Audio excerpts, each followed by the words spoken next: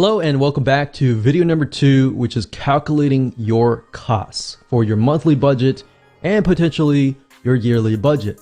Okay, so now what we want to do is you want to head on over to calculator.s3.amazon.aws.com/index.html.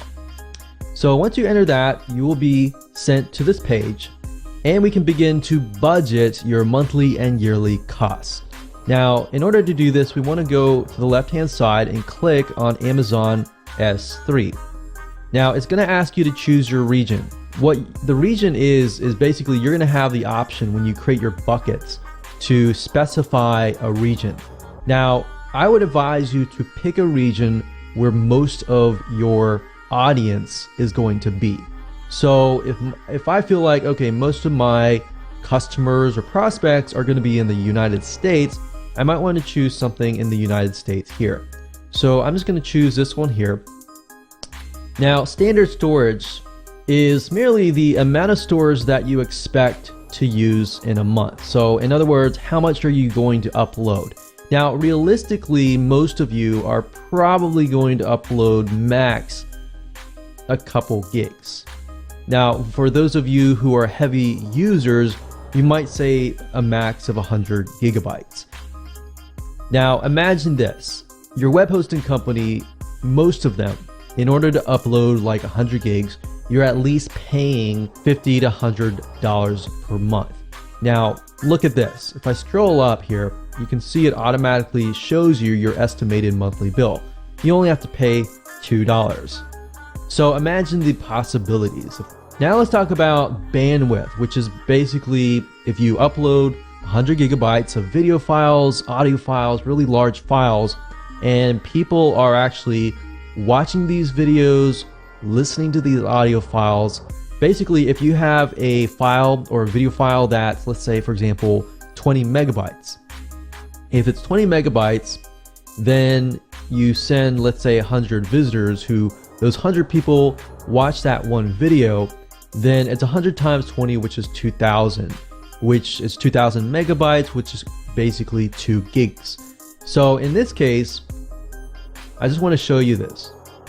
We have data transfer out, data transfer in. So these two are the ones that you will primarily be looking at.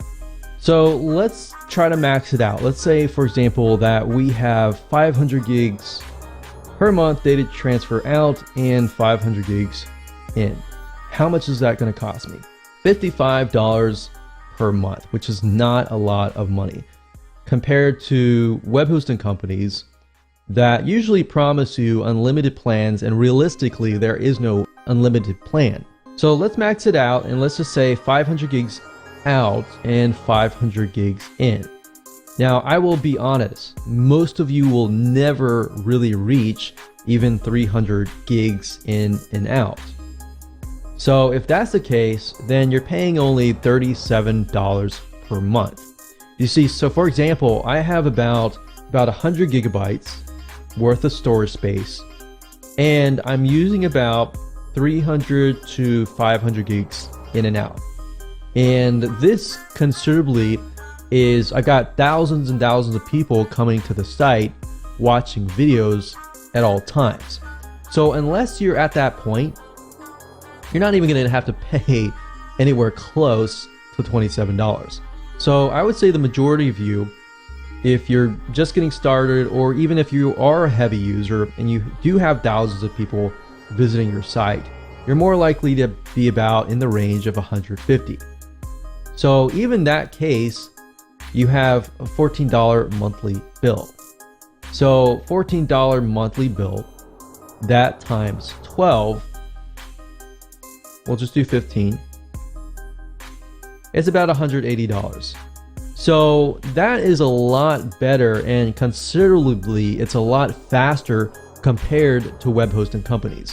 And we've tested this over the years and found that Amazon S3 is just saves you a lot of money and headache in the long term.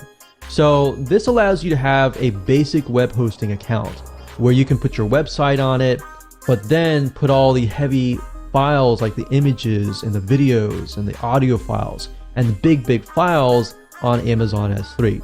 So now that you know how to budget, let's move on to the next video.